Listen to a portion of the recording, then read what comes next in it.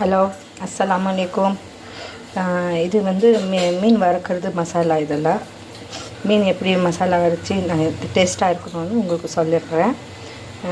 மீன் வாங்கியிருக்கேன், 1/2 கிலோ மீன் வாங்கியிருக்கேன். அதுக்கு கேத்துவ 2 ஸ்பூன் இஞ்சி பூண்டு.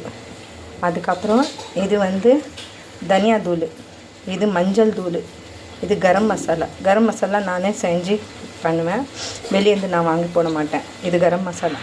அப்புறம் இது மிளகாத்தூள், அதுக்கப்புறம் இது மிளகு தூள் இது போட்டு, அப்புறம் இது வினிகரும் சேர்த்து போட்டிங்கன்னா உங்களுக்கு கொஞ்சோண்டு புளிப்பு இருக்குது. வினிகர் இல்லைன்னா லெமன் இருக்குன்னா லெமன் போட்டுக்கலாம். ஸோ இதெல்லாம் நான் மசாலா செஞ்சுட்டு உங்களுக்கு காமிக்கிறேன். நல்லா மீனுக்கு எல்லாம் இது பண்ணிவிட்டு மசாலா நல்லா கலந்து விட்டு நல்லா இது பண்ணிவிட்டு நான் உங்களுக்கு காமிக்கிறேன்.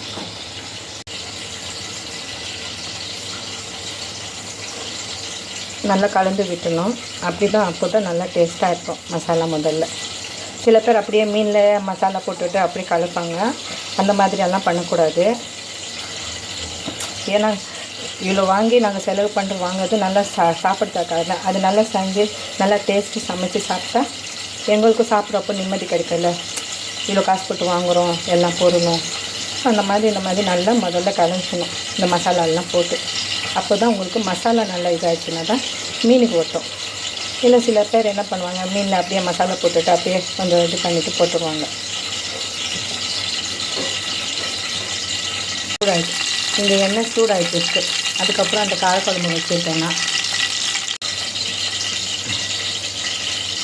இப்போ ஒன்றா மீன் எடுத்து நாங்கள் மசாலா இது பண்ணால் நல்லாயிருக்கும். கொஞ்சம் ஒரு 10 நிமிஷம் 15 நிமிஷம் ஊற வச்சுட்டிங்கன்னா மீன் நாங்கள் வறுக்கிறப்போ நல்லா டேஸ்ட்டாக இருக்கும். நான் மசாலா முதல்ல கழிஞ்சிட்டுனா கொஞ்சம் உப்பு போட்டுவேன். உப்பு போட்டு தான் அதுக்கப்புறம் மறுபடியும் இது பண்ணால் நல்லாயிருக்கும்.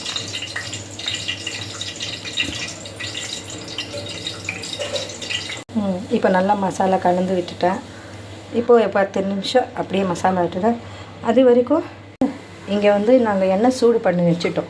அடுப்பு நான் ஆஃப் பண்ணிட்டேன். ஏன்னா கொஞ்சம் நேரம் அப்படியே எண்ணெய் இதுலேயே இருந்தால் கீழே உங்களுக்கு கறி பிடிக்காது, எண்ணெய் மீன் வந்து பிடிக்காது. அப்படியே நாங்கள் வறுத்தப்புறம் ஈஸியாக நாங்கள் இது பண்ணிக்கலாம். திருப்பி மீன் திருப்பி போட்டால் நல்லாயிருக்கும். கொஞ்சம் நேரம் அடுப்பு ஆஃப் பண்ணிவிட்டு எண்ணெய் இதுலேயே இது வைக்க மாதிரி வச்சுக்கணும். இப்போ மறுபடியும் நான் கேஸ் ஆன் பண்ணிட்டேன். இப்போ ஒன்றா நாங்கள் மீன் வாங்கி எடுத்து நாங்கள் போடணும். எடுத்து இந்த மாதிரி போட்டால்